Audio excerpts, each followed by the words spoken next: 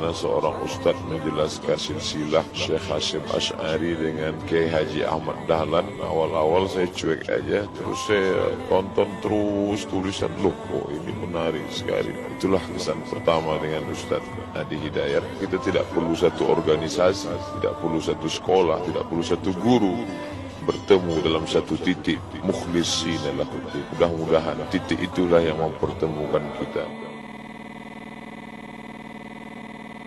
Kenapa Kiai Haji Hasyim Asy'ari mendirikan NU 31 Januari 1926? Karena merasa ketika Muhammadiyah sudah tampil 14 tahun sebelumnya, itu beliau melihat di NU itu nggak muncul-muncul ulamanya.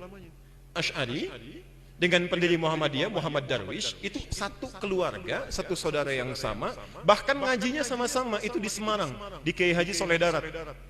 Dia ada 3 orang, Muhammad Darwish, kemudian Hasyim Asy'ari, satu lagi itu kakek buyutnya Cak Nun, MH Ainun Najib. Cuma 2 ini yang menonjol, karena menonjol, bagus baca kitabnya, soleh orangnya, itu langsung diperintahkan pergi ke Mekah, diberikan kitab. Kalau kakek buyutnya MH Ainun Najib, itu cuma diberikan cincin pada saat itu. Saat berangkat ke Mekah, berguru di guru yang sama, namanya Syekh Ahmad Khatib dari Sambas, dikenal dengan Syekh Ahmad Khatib As-Sambasi. Nah, setelah dilihat-lihat sampai kembali ke Nusantara di masa yang sama, itu Masya Allah, ternyata keduanya punya visi yang sama, ya, tapi punya beda karakter. Yang satu senang praktek, ya, namanya Muhammad Darwish, lantas pulang diganti nanti menjadi Ahmad Dahlan. Yang satu lagi senang menulis kitab. Nah, Hasyim Asy'ari ini menulis 19 kitab dalam hidupnya. Kami punya itu koleksinya, ada 19 kitab. Nah, sebelum beliau menulis dan mendirikan Nahdlatul Ulama itu, kayak aja Ahmad Dahlan kan senang praktek. Begitu pulang menafsirkan surat Al-Ma'un, tidak tunggu nulis buku, selesai kajian, buka pakaian luarnya, keluarkan uang yang dibawanya, sampaikan pada masyarakat, bikin rumah sakit, bikin pesantren, bikin sekolah, bikin macam-macam praktek. Hasyim Asy'ari mulai menulis. Saat meninggal Kiai Haji Ahmad Dahlan 1924, difikirkan oleh beliau, ini seorang sudah meninggal dunia, ulama belum bangkit, maka ditulislah kemudian kitab baru yang menjadi landasan lahirnya ormas baru disebut dengan Nahdlatul Ulama. Yang ingin saya sampaikan, kedua-duanya ini ternyata satu garis nasab yang sama, bertemu di Maulana Ishaq. Jadi kalau kita urutkan, maaf, Muhammad Hasyim Al-Asy'ari bin Abdul Wahid, bukan Kang Wahid yang ini ya, itu ada Gunawannya, ini lain. Bin Abdul Wahid bin Abdul Halim. Abdul Halim itu nama aslinya Pangeran Benawa, dikenal dengan Sultan Hadiwijaya, nama lainnya Joko Tingkir. Bin Abdullah bin Abdul Fattah bin Abdurrahman. Abdurrahman ini anaknya Sunan Giri, bukan Giri yang ini tapi. Ya.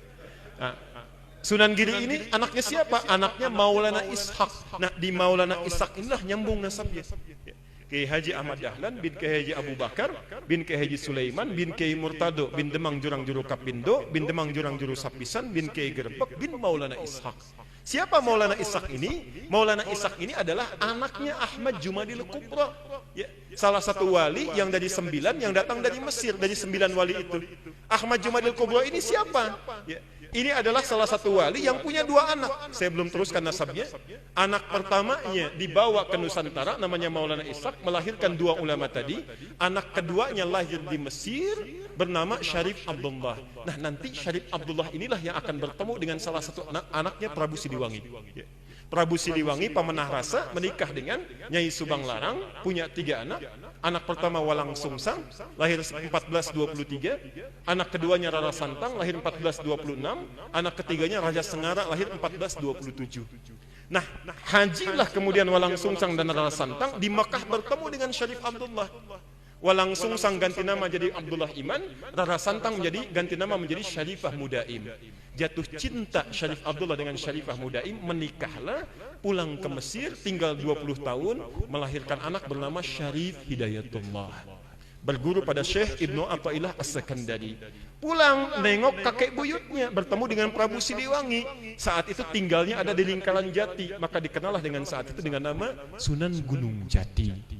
Nah, baik Ahmad Dahlan ataupun Hasyim Asy'ari itu berada di satu garis yang sama, dari Ahmad Jumadil Kubra bin Ali Zainal Al-Kabir bin Ali Zainal Abidin, keturunannya dari Al-Husain, Husain anaknya Ali, Ali suami Fatimah, Fatimah putri Rasulullah sallallahu alaihi wasallam.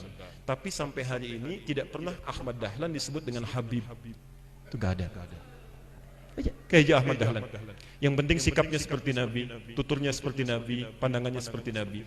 Kullu mri'in bima kasaba rahin, itu pilihan kita semua. Mudah-mudahan pertemuan hari ini kita menjadi baik seluruhnya. Kita bermohon pada Allah Subhanahu wa taala seluruh para asatidzah, dai-dai, para ulama kita, terkhusus Ustaz Abdul Somad dijaga oleh Allah Subhanahu wa taala dan bisa memberikan pencerahan kepada masyarakat Indonesia khususnya tentang wawasan-wawasan keislaman yang luas yang dengan izin Allah Subhanahu wa taala itu semua bisa menghadirkan kenyamanan dalam beribadah, ketentraman bagi hubungan antar masyarakat, dan yang paling kita harapkan dengan itu semua masyarakat Indonesia akan lebih beragamis, dekat dengan Allah, bisa memaksimalkan nilai-nilai keislaman dalam kehidupan. Assalamualaikum.